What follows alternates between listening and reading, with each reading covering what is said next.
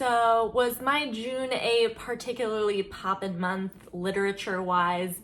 It was not, but I would be just tickled if you would let me tell you about the few books that I read anyway. Hello, my name is Leah. This is my channel, Dirty Little Literate, where I like to talk about books that are disturbing, disgusting, why the F am I reading it kind of books. And so to get started with the first book that I read in June, we have Saving Noah by Lucinda Berry. And this one was a viewer recommendation. And honestly, I truly just pounded right through this one. This was so good. Weirdly inclined to be like, this is not your traditional sex offender novel, but do we really have a traditional sex offender novel? I hope not. I don't know. The reason it's so interesting, so we have this teenage boy, Noah, and he has been charged with molesting 3 6-year-old girls, and he was their swim coach. So quite a bad scenario that we are starting off with. But what makes this book interesting is it's primarily told from the perspective of his mother. And we will get some chapters from Noah as well, which is also kind of fascinating. But I feel like you don't get a lot of books, like especially like when you do get the sex offender's perspective, you don't usually encounter the ones who hate themselves, hate what they've done, are remorseful, but simultaneously he also kind of feels like he can't stop himself from doing it.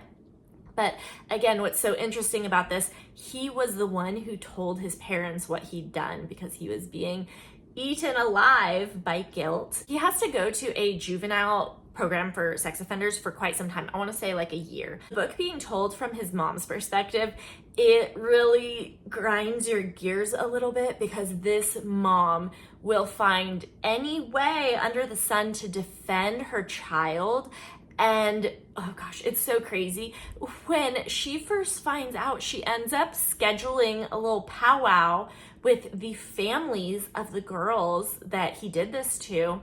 And she kind of brings it up like, oh my gosh, something bad did happen, but like kids do things like that, like just crazy. Like she's thinking that, they're all just gonna hash it out. And no, the cops come for him because obviously these parents contact the police. And she just doesn't understand because he's just the nicest boy and they just don't understand him and he would never mean to hurt anyone. Also kind of terrifying is his little sister is the same age as the girls that he sexually abused. And his mom is still so certain, but he would never do that to her. And, because he said he wouldn't. So obviously he wouldn't. And, his dad, meanwhile, is like, dead to me, you're dead to me, fuck this kid. So in the year that he's gone, his parents' marriage is like falling apart, and it's just really interesting to see the pity party that the mom throws for herself. And I will say, I totally understand that this would be a horrible position to be in, to find out that your child was doing this to people. I personally can have empathy for that. But the extent to which she's like, this is worse for me than the parents of the girls that my son did this to, is a little crazy of her. So not only was this book one that I really powered through, I was also kind of surprised by some of the turns that it took and the ending as well. It's not like, oh my gosh, greatest plot twist that's ever happened in my life, but there were a couple things where I was like, I feel like that is adding a little something. So I definitely recommend this book, and I will be making a video on it, but the library is holding the book hostage. I read it and then I guess somebody else is trying to fight me for the book and they had a hold. Now I'm just waiting with my dick in my hand for this book so that I can reference it to make a video. So that will be happening at some point. The next book I read was Patricia Wants to Cuddle by Samantha Allen, and I have made a video on this book. This one is a strange premise. It's a reality TV show that is very similar to The Bachelor, and all the contestants are super, super shallow, and I'm pretty sure nobody is on the show to find love. So it's a reality dating show, but hey, let's actually throw in Bigfoot. Bigfoot somehow is gonna have to be relevant, and it's also a lady Bigfoot, by the way.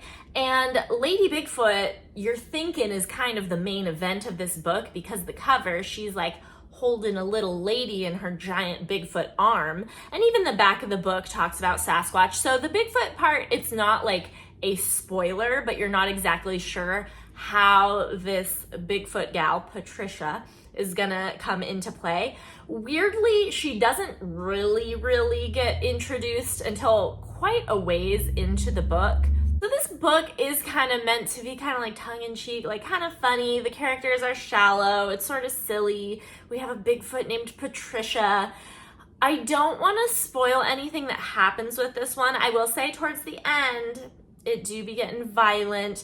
The characters are not likable, but the thing that I didn't really love about it is I sort of feel like the reality TV and Bigfoot components, it just kind of felt random, and I feel like you do end up having some questions about some of the stuff that's happening with this Patricia gal that we don't really get answered. It was kind of a weird one, but despite the fact that yes, it does get heavily violent at the end, it still feels pretty lighthearted, I guess, to me. The woman who wrote the book is a member of the LGBTQIA community, and this book is also supposed to kind of focus on that community as well. So you'll just have to read to kind of figure out where that comes into play. But honestly though, you kind of don't have to read it. I didn't think this one was that good. It was fine. It was an easy read, but yeah, pass. I'm sure there's another reality TV show, Sasquatch, queer celebrating type of book that you could read instead. I'm not sure about that. I assume this is the only one, if that really appeals to you, which it sounds appealing. I thought I would maybe like it a little bit more than I did, but yeah, average. It's okay. So the next book I read was The Beast Within by Paul Tremblay.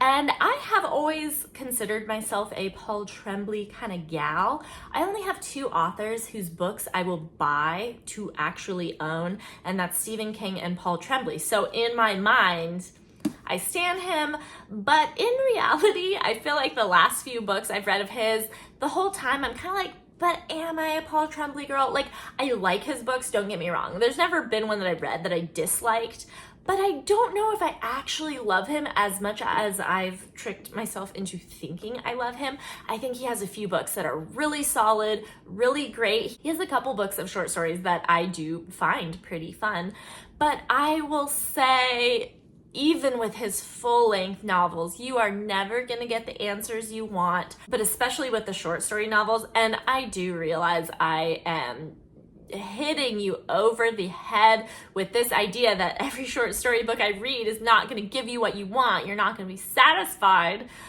because that's how I'm feeling, because they don't give me answers. And I always wonder, do the authors know what the ending is? Like, are they just keeping it in their brain and we never get to find out what happens? Because I think they know we would be more satisfied if we found out what happens, but like, how could you have this idea and flesh it all out and then like, don't you want to know what happens? How could you just have this idea and sit with it and not like complete it? And I get, I guess such is life, we don't usually get things wrapped up in a nice tidy bow, but that's why I read books, okay? Damn it.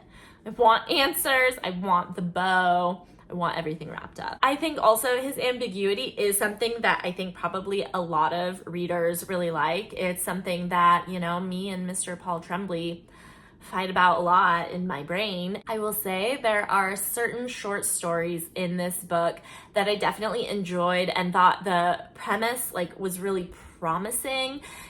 For example, we have one short story where There's a brother and sister whose family is a hot mess. They're very much hoarders. Their house is scary and gross and dirty, and the kids are just kind of bummed. It's a sad life. And one day, the younger brother brings home what appears to be a shoebox, and the sister is trying to figure out what it is, and he won't show her. But she smells something horrible. So, we're thinking death, we're thinking poop, we're thinking poop death. And he refuses to let her see in this damn box, which only makes her want to see that much more. I'm surprised she can even smell it, because when she describes the house, you can already smell the house and it probably already smells like poop death. But anyways, as time goes on, she will see that the box is getting bigger and like the smell's getting worse, and it's apparently something squishy and gooey, and she still doesn't know what it is. She tries to break into his room in the middle of the night, and all of a sudden the box is giant, and whatever's in there is probably giant, and so we don't get to find out what's in the fucking box, okay? And like, you can't introduce a box to me and not let me know what's in the box. But the premise still really got me, because I still really wanted to know. So he definitely sucks you in. And so the title of the book, The Beast Within, that's the longest story within the book. It's the last one. And it's certainly interesting. It's kind of like if Hunger Games were animals who could talk, like personified animals. We have all the different species of animals, and this community has this horrible ritual where every 30 years they draw 3 names from a hat, and they have this monster that lives in this community that comes out every 30 years. They present them with the 3, and the monster decides who he's eating. They have this whole fucked up little animal government that's very corrupt. And amidst all of this, we have one of the characters who was sacrificed, who was not selected, who is becoming a serial killer, a little kitty serial killer. And is this a spoiler? I mean, you find out pretty early on. That's not the mic drop moment. We find that out, and the story continues on for quite some time. So I am officially saying that's not a spoiler. But the story was interesting. I was a little skeptical of it at first, and it grew on me. So there are definitely some fun stories in here. I would still recommend this book. I think, short story books, I feel like you're gonna find at least one that speaks to you, and I apparently still cannot distance myself enough from Paul Tremblay to not call myself a Paul Tremblay girly. So, okay. Now, don't murder me. Those were the only books I read. That was the same number as the previous month, and I was so ashamed by the number of books I read in the previous month. So whoopsie daisy. Will I do better next time? I don't know. It's summertime and I'm just enjoying the sun. I should enjoy the sun with a book in my hand. I kind of started off July with a super short book because I'm like, trying to up my stats, I guess. But actually it was a really good book. So it's fine. It's fine.